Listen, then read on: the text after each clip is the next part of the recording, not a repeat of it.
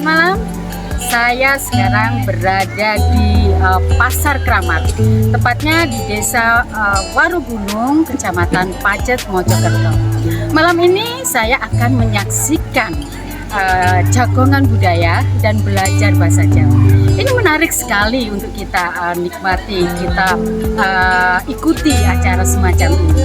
Kalau bukan kita, siapa yang akan menguri-nguri budaya kita?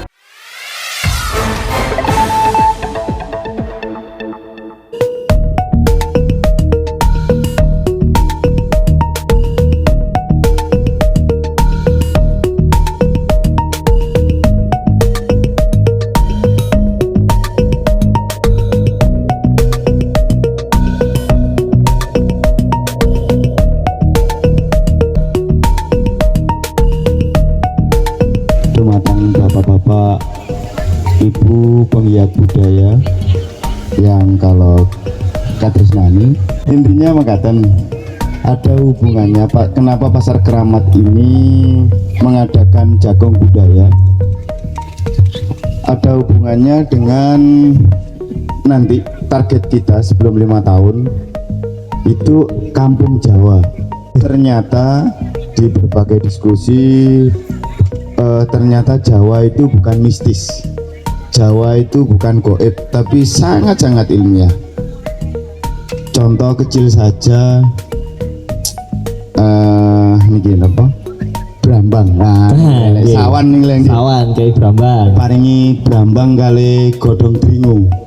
Ternyata bukan mistis, itu memang anti body, anti kuman, anti bakteri. Ternyata sawan itu adalah virus masuk angin yang Jawa ngarah. Betul sih. Secara filosofis kami menganggap bahwa yang keramat itu bukan batu, bukan makam, bukan dan lain-lain, tapi ibu. Makanya Pasar Kramat sebenarnya kita banjai pas 23 Desember hari ibu. Amin, amin. Pada waktu itu kita buka tanggal 25-nya karena pas lepasan hari Minggu. Hari Minggu. Kemudian dari segi bahasa Jawa itu kita kira boso kan, mungkin kalau salah ya mohon koreksi. Keramat itu keramut dan manfaat, lek manfaat kajugukan rahmat. Amin. Kamus Jawa, referensi Jawa itu ada di masyarakat itu sendiri. Jadi kalau Jawa dikamuskan itu sampai berjilid-jilid, tidak bisa.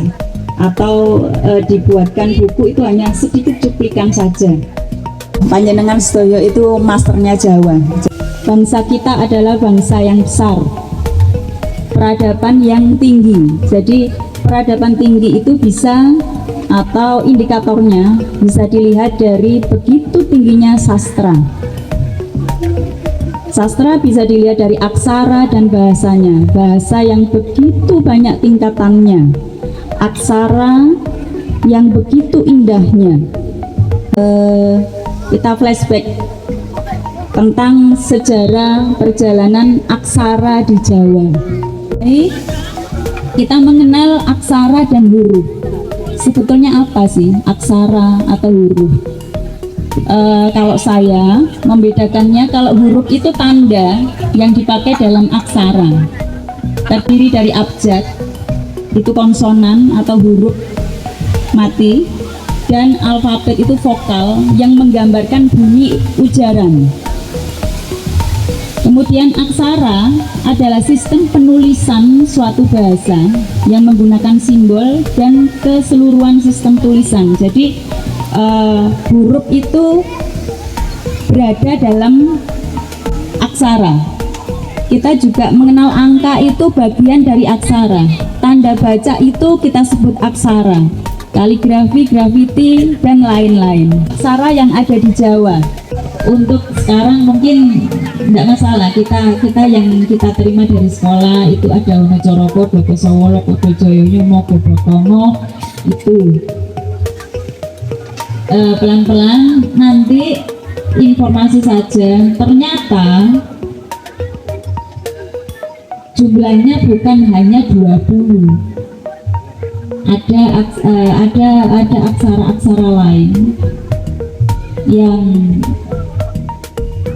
harus kita kenal lagi.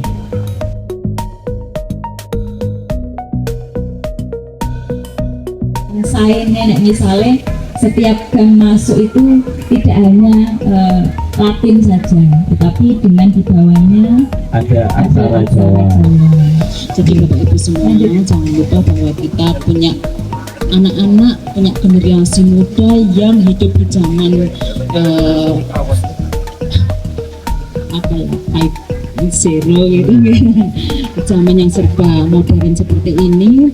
Tolong tetap diberi motivasi, semangat agar anak-anak kita, generasi muda kita itu tidak melupakan apa yang sudah diberikan oleh nenek moyang kita. Jangan sampai anak-anak kita, generasi muda kita tercerabut dari akar budayanya. Oleh karena itu kegiatan malam hari ini sekali lagi saya mengapresiasi dan semoga terus ada dan menjadilah jaya makmur seni budaya. Amin, amin, amin.